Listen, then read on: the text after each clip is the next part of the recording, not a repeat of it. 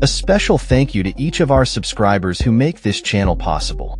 Here's today's story.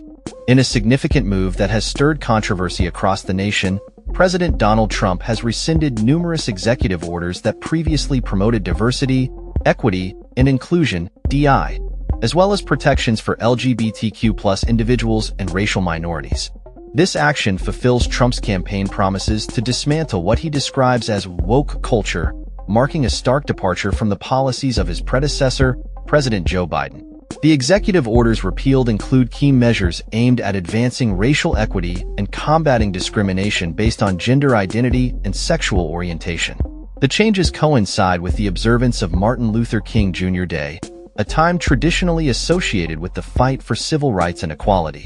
Trump's administration is set to continue its efforts with additional executive actions aimed at reviewing and potentially eliminating programs that it deems discriminatory, including environmental justice grants and diversity training initiatives.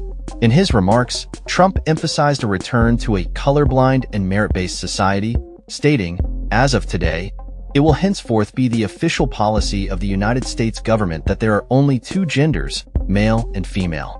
This declaration has been met with fierce backlash from civil and human rights advocates, who argue that such measures will undermine decades of progress made in the fight for equality and protection for marginalized communities. Kelly Robinson, the president of the Human Rights Campaign, voiced strong opposition, declaring, "We refuse to back down or be intimidated. We are not going anywhere, and we will fight back against these harmful provisions with everything we've got." The implications of these policy changes extend beyond federal governance, as many corporations are reevaluating their DI initiatives in light of the new directives. While some organizations have begun to distance themselves from DI measures, others, including major players like Costco and Apple, have reaffirmed their commitment to promoting diversity and inclusion within their operations. The Trump administration's latest orders stipulate that federal funds will no longer support what they term gender ideology, a phrase often criticized as an anti-LGBTQ trope. This move signals a shift in how the federal government will address issues of gender and sexuality, with a focus solely on biological definitions of sex.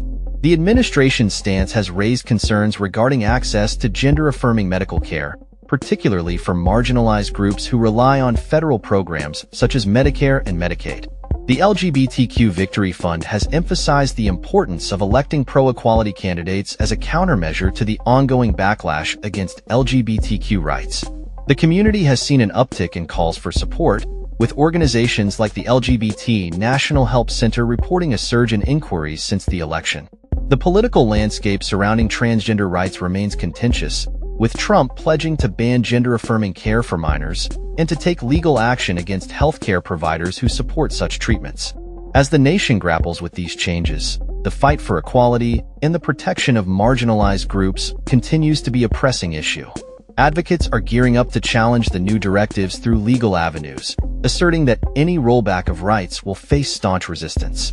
The ongoing developments reflect a broader cultural clash over issues of identity, rights, and the role of government in shaping societal norms.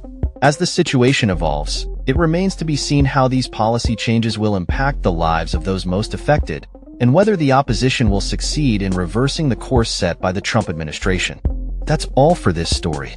We upload videos every day covering many different subjects, so hit that subscribe button to stay informed. Thanks for watching.